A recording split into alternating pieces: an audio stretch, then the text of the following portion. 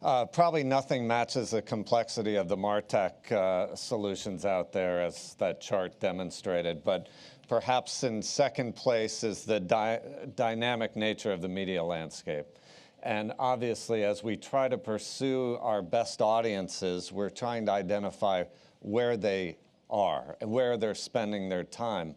And it's obviously working with those partners and platforms that are able to enable us to follow those customers throughout their journey and can handle the type of creative that we want to put in front of our customers. So there's a lot of decisioning that goes on when we think about how are we building these customer journeys and mapping our messaging to them across the media landscape. There's a lot of vetting and analysis that goes into that, and that's what our panel will talk about now, headed up by Nicole Jennings, our SVP of Paid Media, who will moderate the group on the changing media landscape.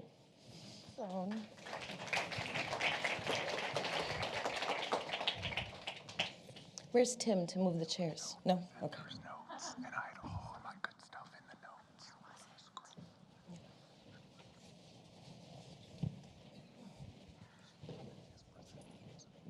Do you have a thing? You're good. Okay. Hi, guys. All right. Thanks for joining us today. So I am Nicole Jennings with PMX Agency, and with me today is Tony Box and Jesse Math, and they co-lead our social division here at PMX. And the beauty of the talents that they bring to the table, Jesse comes with a real display perspective to paid social, and Tony comes to social with a real organic perspective that's morphed into paid social. So together they sort of have the full spark, the full loop of the paid social perspective, which is really, really great. I was really happy that I got to present with them today because they do the cool stuff, right? They keep PMX cool and let us know what's cool. They also tell me what's not cool for my 12-year-old. I did call Jessie recently and say, I've ruined my daughter's life because I won't let her be on Snapchat. But she said that Musical.ly would be okay, and Jessie said no. And I said, okay, bye. And I turned to my daughter and I said, Jessie said no. And she said, Jessie's ruining my life, which I'm totally fine with. I'm tough. So, yeah, totally comfortable with that. So today we're really going to talk about redefining the media landscape. We're going to talk about a few different media platforms, but we'll be focused on social a lot. So this quote I love: today's consumers are more empowered than ever before, but they're also skeptical, right? We're going to talk about brand loyalty in a little bit, but the skepticism, I think, is a really important word and something we should really keep in mind.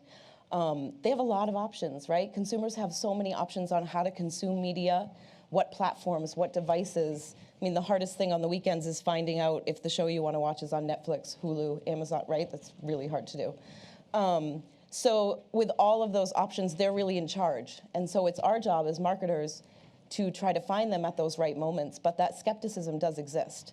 So we have to keep that in mind. With that, since they have all of that power and all of that control, the industry sort of sat forward and said, okay, we're going to give you a little bit more control. We'll talk about Facebook's big change, which these kids think is a very, very big deal. We know that we haven't felt the impact fully by any means yet. So we'll talk a lot about the Facebook newsfeed changes. Google has been rolling out things to try to improve that experience for those users and give more flexibility to the consumer, which we should probably have a meeting with them about after, right? Like muting ads and stuff is just not what we need to be doing, but we'll address that at the end of the day. So, you know, and then we have to transition to how they're spending time with media, right? How are consumers spending time? They have so many options, like we said. I love this statistic. I think it's terrifying. In 2017, U.S. adults spent an average of 12 hours with media. I think it's really funny that e-marketers, we're seeing that increase in time spent with media slow down, you think, like 12 hours a day. We still have to eat, work, sleep. Like, there's no more time to consume media more than 12 hours a day. But I think it's fascinating. And so, you know, how they're spending that time is really what we're all interested in, right? And how we're going to find them when they're spending that time. And like we said, their expectations are high, so those experiences are expected to be multi-device and very, very rich and across devices. And so that's a lot of pressure on all of us. I'm going to go off script a little bit. I think I'm allowed to because I have the clicker and I'm in charge. So we were talking about the statistic, which this was my favorite slide of the deck, to understand the amount of time that consumers were spending on each social platform, I thought was the most important information of the day, right? Like 35 minutes on Facebook, we know that usership is dropping, but they're still spending 35 minutes a day there.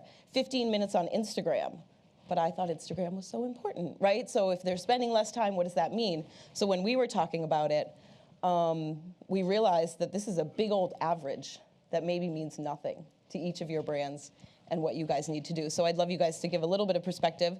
This is not supposed to be the question and answer portion of the day, but like I said, I'm in charge. I can do what I want. Yeah, so I mean, first off, just looking at these stats, definitely would say that this is a broad view of like overall users across these social channels. I think Jesse and I both agree that actual time on the channels, especially if you break it down by demographics and looking at millennials and Gen Zs, that you would find that these stats would actually be a lot higher. I know for, one of the latest stats I saw for Gen Z specifically was that they spend almost 8 hours a day, and that sometimes, oftentimes more. So definitely when we're looking at these stats, we want to take into consideration like who your audiences are and what channels that they're living in and consuming data, and then also looking at the growth rate over time, because this can also be an indicator of where we want to invest our dollars or our time across the social space, where we want to test and learn into additional platforms as well. Yeah, and I totally agree with that 8-hour number for younger generations on social media in particular. If that 35 minutes on Facebook is an average, I think it's indicative of how much choice that younger generation is bringing to the table. If they're spending 8 hours and that average is 35 minutes, I think that's a concerning stat for Facebook, and one that I'm concerned about because Facebook does work so well for our clients and your brands today. And if the 16-year-old is not on Facebook today, and in large part they're not, what's going to happen in their life that makes them sign up for Facebook for the first time, right? At what point do you become a Facebook user if that's not where you come from? So, I think that we're looking for new platforms and new opportunities for the future, because we don't want to be addicted to any one platform, right? We don't want the bulk of our success to come from a single social network. Today, 100% Facebook and Instagram are the viable performance sources for many of our programs. But we're going to talk a little bit more about what Facebook and Instagram are going to do to make sure that they remain that platform in the future, and we're going to continue scanning the landscape for what might be next as well. Yeah, absolutely. I also thought it was interesting, really quickly, because it only mentions that people spend 1 minute a day on Twitter. As a performance marketing agency, we saw very quickly that we weren't going to drive a lot of direct response orders right on Twitter, and so people are dipping in for 1 minute and dipping out. It was sort of validation of why that didn't work to drive immediate conversions, right? So when consumers are in control of their purchase journeys, every interaction matters. And that's sort of the point we want to talk about today. And that's what's so important to Jesse and Tony. Every single interaction matters. We've all seen the statistics in our own data that it takes 1 million touch points before somebody actually converts. The data is infuriating to look at, 17 clicks on a paid search ad, really, before you converted. Right, so, but every interaction matters. And when we think about, especially in a rich media environment, or a social environment, those expectations are even higher. And that's what we're going to be thinking about as we continue this conversation. So we're going to talk about redefining those consumer experiences and what we're seeing today and how they really have been redefined. So, what are the rules? How have they changed, Jesse? So, yeah, I wanted this Sgt. Pepper album cover here as the backdrop for this question because it's the 50th anniversary. I thought it was the 50th anniversary of its release. And, when it was released, it totally changed all the rules for pop music. I found out that it's actually the 51st anniversary, still good. And I missed it. But I think that's even better because it's now the 50th anniversary of Sgt. Pepper's winning Grammy Awards, which validated there you go. this new direction in music as as being valid, as being something that would be accepted going forward. And if we get the next slide, I think that's where we're at today with something that we're really focused on, which is the connected TV space. And if there's two words to define what's going on, I think across the landscape, those two words would be choice and democratization, right? People have, consumers have more choice than ever about where they consume media, what they watch, and how they watch it. And in terms of democratization, we're literally creating a realities about what content is being shown to us on social platforms and how we want to watch TV. This is a radical change from what we've all grown up with, how we've lived our lives to date, where the set-top box was the mainstay. People watch TV in a live environment. Similar to Sgt. Pepper's breaking through boxes, we've broken those set-top boxes now with digital TV, connected TV, over-the-top streaming TV, and video on demand. And this has been legitimized this year. The big change year over year is scale. We're now talking about 2 billion monthly impressions available in connected TV monthly, bought programmatically, and even more available through direct partnerships. So we see this as the personification of choice, right? The skinny bundle is allowing people to cut the cord or to never have a cord to begin with. Yeah, I didn't know there were never cords, people. Yeah, there are now cord cutters and never cords. Yeah. And to choose what you pay for, what you watch, and when you watch it in a personalized manner at scale. And we're talking 76% of adults have streamed a TV show, have used the living room screen to view on-demand TV content, and that's even true for all ages. I believe it's 65% of 65-plus-year-olds. So this is not just a millennial kind of media here. This is something that we're all adapting to. Absolutely. All right, so speaking of the millennials, they have probably the worst sort of reputation not being brand loyal, right? That's the buzz phrase. That's what we all say. So in general, though, are consumers brand loyal? I think that brand loyalty is not impossible to achieve. I think that there's this connotation that comes with just the terms of like brand loyalty as being sameness. And so it's much harder for brands to achieve brand loyalty over time, definitely in terms of just product development, being more innovative, personalizing those experiences, being able to personalize, products like a pair of Nike shoes, for example.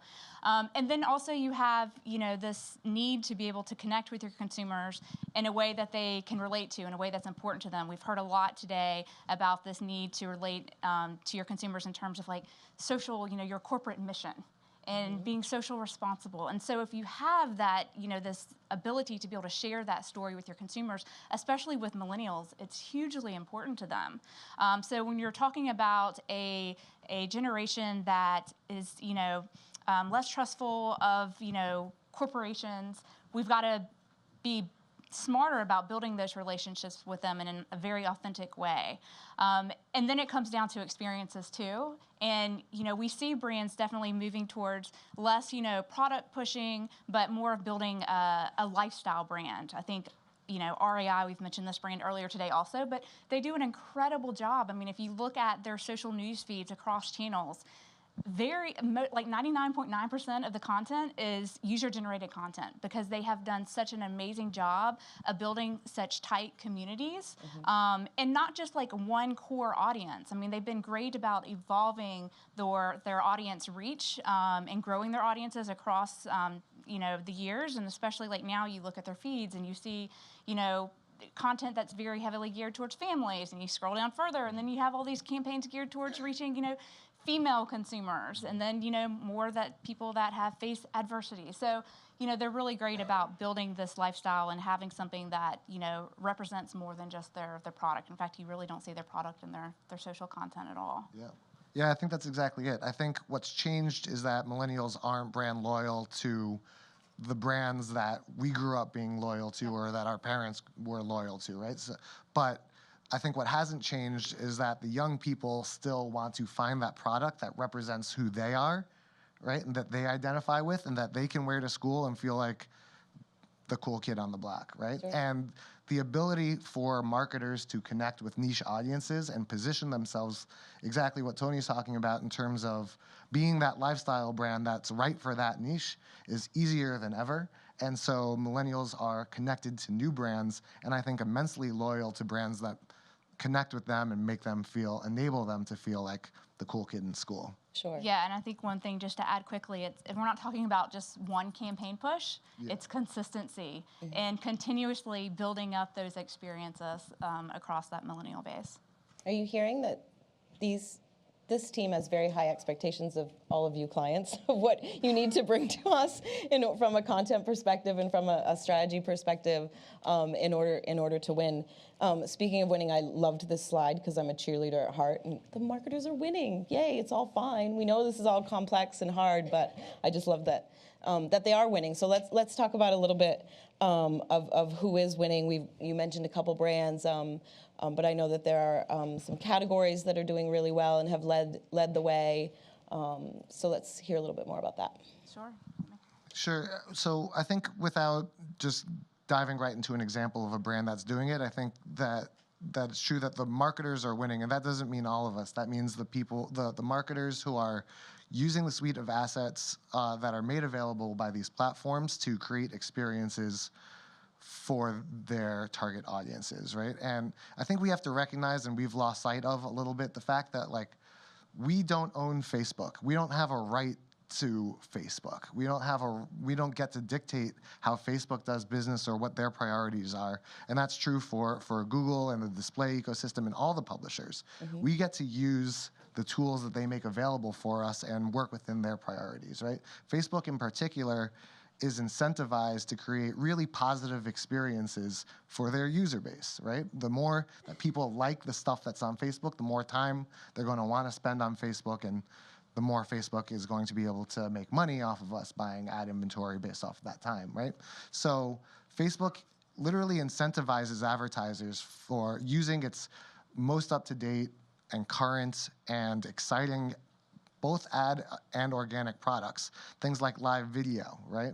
And they're incentivizing it in a way that all of these tools shouldn't just be used to say, buy me, buy me, buy me all the time. They're should be used to market, to position your brand as something that's relevant for your consumer base, and to create ecosystems through the ad tech and follow up with people. I was really inspired by a case study I read of a brand that they sign. You have to sign up for courses, right? And when they sense that someone just signs up for the first time or visits their site for the first time, they're spending about $200 a week to target everyone who's visited their site for the first time for 7 days to say, thank you for visiting our site, right? Or someone who makes a purchase for the first time. Talked to some of you in the room about this recently, but someone who buys your product for the first time, serve them a video that simply says, you are really cool that you've just bought this product. Here's some style guides for how you might wear it, right? So the marketers are winning in the sense of the people that, the brands that aren't just saying, buy now, buy now, buy now. I've seen some brands that are super efficient, but their brand is eroding, right? So it's the brands that aren't focused on efficiency, but are focused on creating these ecosystems and creating these experiences that are super relevant, those are the ones that are winning. Yeah, and I think that, coming off of recent news from Mark Zuckerberg himself, and not, truly surprising in terms of we've sort of seen the warning signs over the years in terms of seeing organic visibility reach down, over the last few years. I think we freaked out when it went down to 20%, and now it's down to about 2%. And, but it's definitely come to the time where brands really have to switch gears. It's still so much, especially Facebook. I mean, it's become so, from a brand perspective, very highly promotional. It's like that channel has been used and dedicated. Oh, if we're going to push out a promotion, we're going to push it out on Facebook versus any of the other channels, as if it's acceptable. And the truth is Facebook wasn't built for that. Facebook is built around creating experiences and connections between human beings and pushing out content that matters. So it's definitely going to be more important than ever for brands to evolve their messaging. It starts with the small things like making sure you have the proper social content mix, that it's not 90% promotional, and then it's kind of slowly sort of evolving into being more of a risk taker. You're going to feel uncomfortable, but that's necessary in order to evolve your social presences. So pushing out things such as live video, which I know oftentimes, when we make the recommendation to clients, it's kind of like, oh, I don't know, legal's not going to like that. But we're getting to the point where Facebook, for instance, is definitely going to start giving, and they already are, they're giving, more visibility to those brands that are actually using these, newer, ad types or experiences such as live video, things that are going to be more experiential. Yeah, go ahead. I think I'm going to talk to your next question. So go ahead. I think we wanted to dive a little deeper into how the news feed is changing, right? And a little bit more about your perspective on the future of where it's appropriate to be promotional, right? We're performance marketers. We know promotions are important.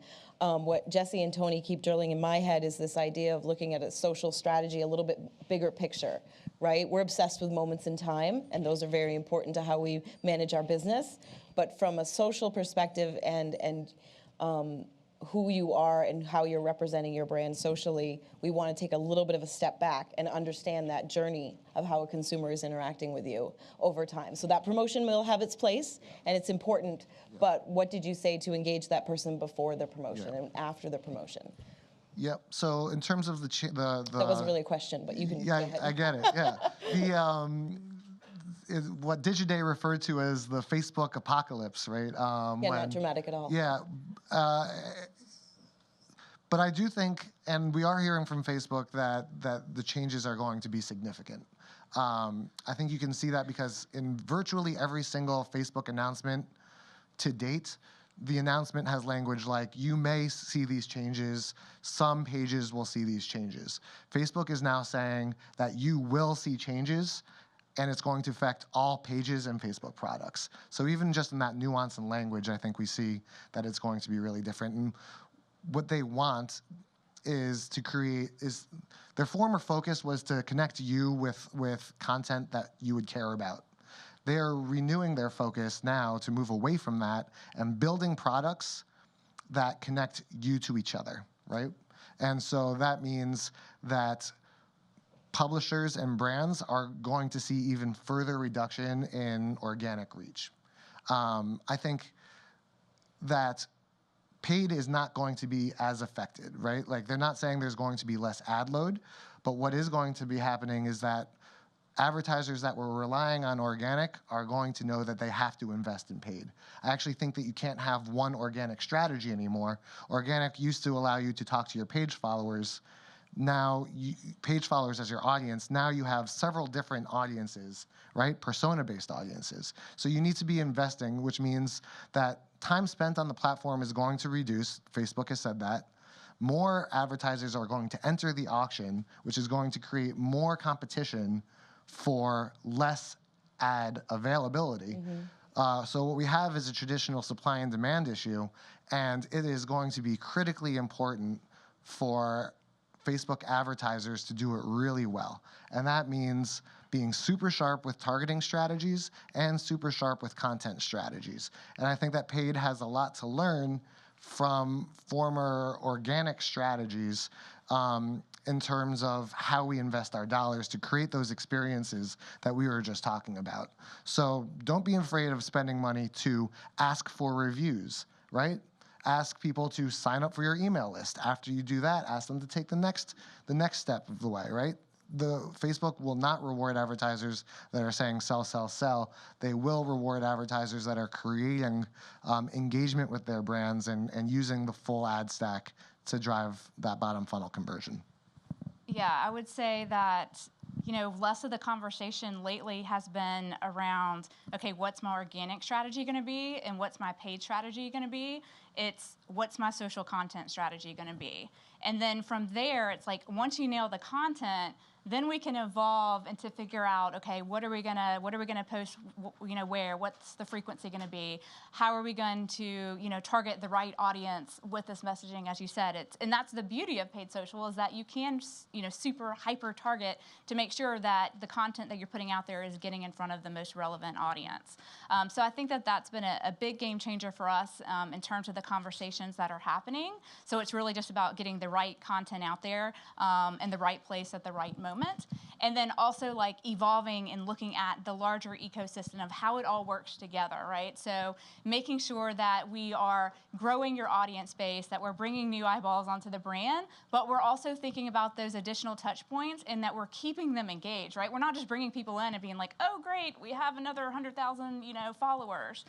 But what does that mean at the end of the day if they're not actually, engaged with the brand and converting? So we really have to think about all those different touch points. And as we talked about before, there definitely is a place for promotional content, right? We want to make you guys money, but we're also thinking about ultimately about, long-term brand health as well. So, in terms of looking at the overall system, it's really growing the audience, keeping people engaged, and then getting them to spend their money. Yeah, there's basically two kinds of audiences on Facebook. Warm audiences that know your brand and cold audiences that don't. And if you just say, buy me, buy me, buy me to the cold audiences, it's not going to work. And if you only say, buy me, buy me, buy me to the warm audiences, your brand is going to erode over time. What we know as a fact is that audiences who have engaged with your content on Facebook previously or with your page are more likely to convert. So we look at the ad stack as one system to introduce your brand, drive that engagement, and then retarget to drive that conversion off of both your page visitation and the engagement with that content.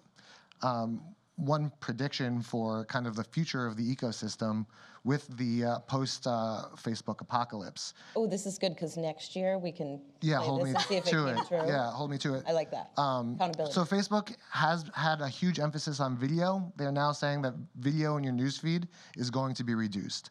I think that Facebook is going to push their ecosystem of platforms much more. So Facebook is saying today that your newsfeed is going to become increasingly a place for conversation between people. We're not just talking about saying LOL or liking a post. We're talking about sentences-long conversation between people. It's actually very Mark Penn because that's going to give an advantage to controversial subjects and things that people are talking about, right? Those will get more exposure. Those will get because the more engagement exposure, people- right? Yeah. So we're going to see more conversation between people, even facilitated by brands in the newsfeed. Content that's been shared by a friend will be prioritized over content that's been posted by a brand or a publisher.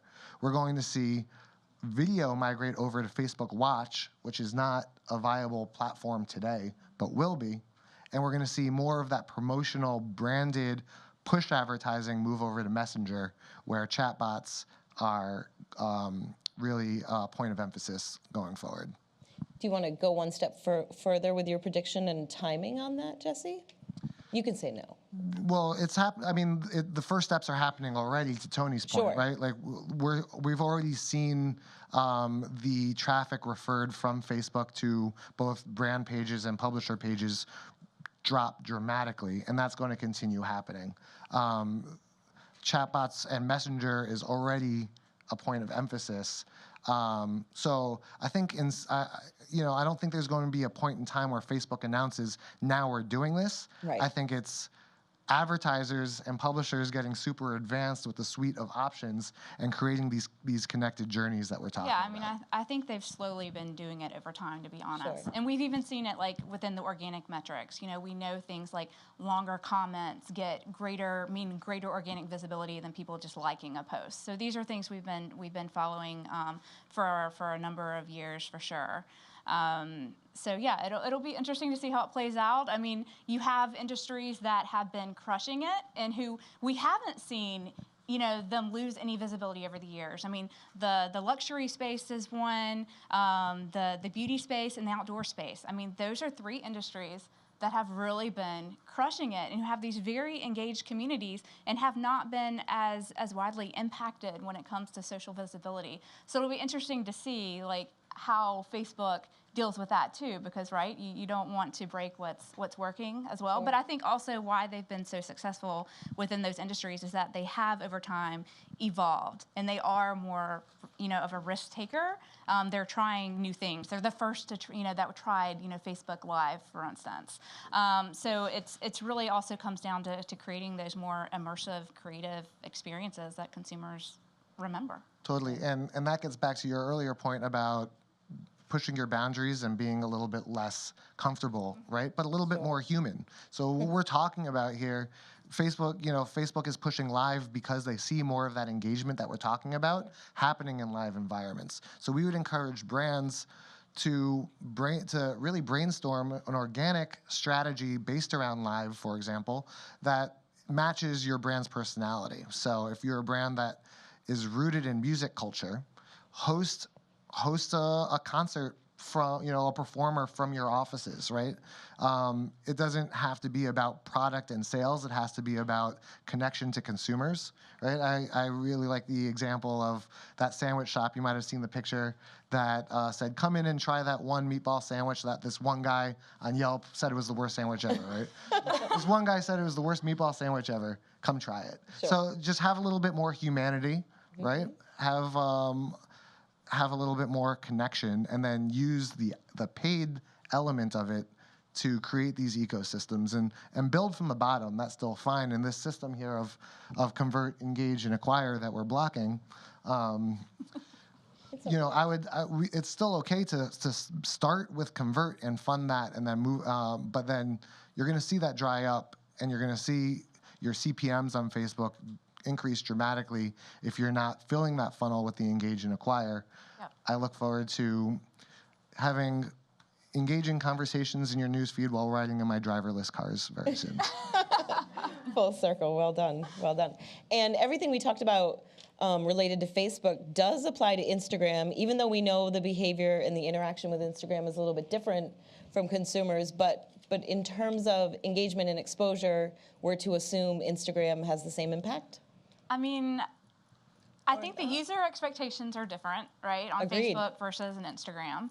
We have seen some algorithmic changes on Instagram, such as content no longer being displayed in the order it was posted, but instead by the amount of engagement a post received, for example. So we've seen some changes, not as drastic as we've seen on Facebook, but I also think that brands have been more respectful of that expected user experience on Instagram. I mean, it's the biggest thing we talk about when it comes to paid social is what we're allowed to put on Facebook versus what we're allowed to put on Instagram. And I think with Instagram too, I mean, it's you have things such as Instagram stories that brands are using and taking advantage of to, more personally connect with users, especially when it comes to behind the scenes look. And you can utilize live video as well on Instagram. So I don't think we're going to see as big of a change, that's my prediction, on Instagram as we've seen on Facebook. But it's really going to be a matter of how respectful brands are of that expected experience. Yeah, fair enough. And what we're hearing from Facebook nonetheless is that these changes are going to affect all of Facebook's products, right? So there will be changes. And it might be led, and thank you for mentioning stories, because that might be the big change. Sure. I think that we're going to see more content being shared in a stories format than in the newsfeed format. In the newsfeed format. So that in itself will be a significant change that brands will have to adapt to, and vertical video is a new skill set to learn. So you're going to have to continue to create content tailored to that environment. But Tony's exactly right that we hear from brands all the time like, oh yeah, put this promo up on Facebook, but don't put it on Instagram. And I think that's, we're all kind of complicit in where Facebook has gotten today, right? In the sense that we were willing to commoditize the Facebook newsfeed so much, but Instagram has been more of this holy grail. Yep. Both are going to have to be the holy grail, and we're going to have to do both really well. Yep. That's fair. That's fair. All right, we're going to close out today with just talking about a couple of the ad formats. And I think if I click this, it'll work. Sarah says yes. That's terrifying.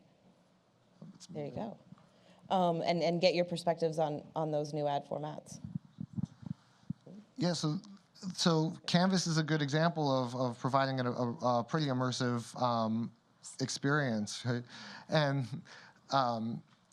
we wouldn't look at this as a unit that is going to sell in and of itself. But what we would do is retarget people who have engaged with this unit with a more salesy unit. The way that we like to think about it is first introduce your brand, right? Become aware of me. Then visit my site for the first time or my Canvas. And once you've done that, it's sign up for my email or buy my product after that, right? There has to be that path. So Canvas is certainly at least part of the first and second stages of that process. Sure. Let's see. So I personally love Facebook collection ads for the sole reason that it can bring in those elements of both brand and performance, which I love to speak to. So, you have this direct response opportunity in terms of people being able to easily see product within the grid and easily click through and purchase if they choose to. But also at the beginning of this, you saw like there was a hero spot at the top. We find video to do tremendously well when utilized for the purpose of these ads. And it's just a great way to bring in that storytelling element to bring people into more of an experiential type ad, and then also have that opportunity to convert as well. Yep. Kind of best of both worlds. Yeah, and to come step away a little bit from the retail environment, right? There's a place for obviously other industries as well to be a little bit innovative in their own storytelling. Jesse, you want to? Yeah, absolutely. The Nature Conservancy, it was very important that they, in asking for new members, for new donors, to tell their story, right? Why become a member of the Nature Conservancy versus one of the other options out there? This is actually a unit that we worked with the PMX creative team to put together to help tell that story in a sequential way. Seamless plug. Well done. Well done. What's up, Kevin? Awesome. That's all we had for today. Any questions, anyone? Go ahead. Do we have a Google box? Here comes the box. We have a couple of them.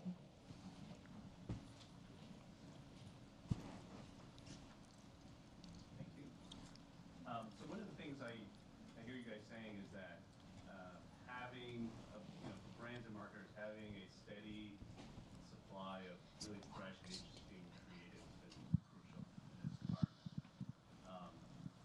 Do you offer any thoughts on what you see companies doing well that are doing well in that regard? Is it simply they've got a brilliant creative person in their team, and that's what it's about? It's about having that talent, or is there something else organizationally or Sure. strategy point of view that you see companies doing well? Yeah, can I just give a quick answer just from the outsider's perspective a little bit? One of the things that we've talked to a lot of our clients about is that digital transformation. Clients maybe who have relied on catalog or who have relied on TV in the past, right? I think the first piece to winning here, because creative on the agency side, what creative we have from our clients is our biggest source of anxiety, right? So I love my display team is nodding. They're so with us. So I think approaching your creative strategy from a digital first is step one, from a digital first environment. So thinking about vertical video, thinking about assets that need to be used, and even if it's for the next 6 months, but will need to be used and recut a million different ways. So just that digital first mentality, thinking that these are going to be used for socials from a sort of infrastructure standpoint is the biggest thing that we've tried to help convince our clients to approach their creative that way. And now the real creative people can talk about it. But. No, that was great. That's exactly where I was going. It's offensive to me when brands take product images off of their website, the product with the white background, and ask us to push it out. There's no real experience factor there, and it's definitely, as you think about all of the content noise out there that we're competing against, and as people are quickly scrolling through their feeds, like what's going to be impactful, what's going to resonate, what's going to get them to stop and actually take a look at the messaging that we're putting in front of them. From a strategic perspective, we definitely, and this is where a lot of more conversations are happening between traditional organic social media teams and paid social teams in terms of really looking, okay, well, what's performed well organically historically? And maybe there hasn't been a lot of creative involvement there. And then we can broaden the view and we can look at the competitive space. Well, what's winning within the competitive space from a creative perspective? There's a lot of different metrics that we can look at there. And even from a paid social perspective, looking at, relevance scores and what's the creative, the winning creative from that perspective.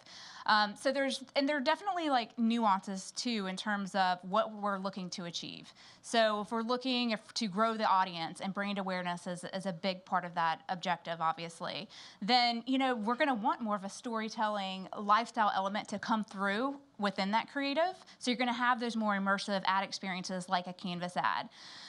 But then when we're looking for conversions, it's like finding that right balance, right? So it's like you want to have that lifestyle element pulled in, but not so much that people forget that what you're asking them to do. What is the desired action? Mm-hmm. You kind of have to hold their hands a little bit in terms of making it very clear, like, oh yeah, like we hope that this lifestyle is very aspirational and you want to achieve the same, but also that you really want to wear these shoes or whatever it is that we're promoting today. Right. Yep. So it's finding that balance, and that's a lot of the conversation that we have between brand and performance teams is helping brand teams really understand and creative teams what those nuances are and how to achieve that right balance, and then also sharing the results to help them better understand too. That can go a long ways. Yep. I would challenge any advertiser to think of yourself as a startup, to adopt a startup mentality, right? Because I think that actually some of the bigger brands have somewhat of a disadvantage of having the hoops that we all know we all have to jump through sometimes, right? And the layers of approval before anything goes out. I think that the brands that are really winning are able to bring a flexibility, a sense of humor in many cases, right? A sense of what we referred to before as like a humanity, right?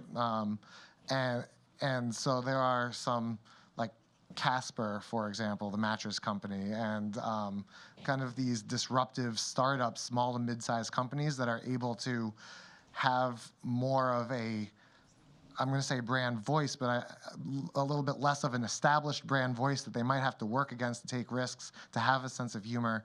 So I would challenge everyone to challenge your teams internally on how do we work with what we have. It doesn't necessarily take a tremendous amount of resources.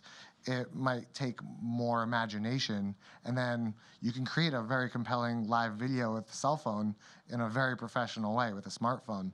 So I don't think it's a question of resources. I think it's a question of flexibility. Yeah, and one more ad because I think we're we're out of time. But yeah, when we do come across these challenges often within conversations and trying to sort of, appease everyone within across brand and performance. So one thing that we have found to work really well is a test and learn strategy. And we can do that very well in the paid social time where it's not something, paid social side of things, we're not blasting, all of your current, social audience. So really being able to say, hey, if we can remove some of this text, or maybe it's adding a little bit of text overlay, but there's so much within that testing environment that we can learn from on a smaller scale just to get buy-in from the larger creative team, and then we can work from there. Cool. I think that's it. Thanks, guys.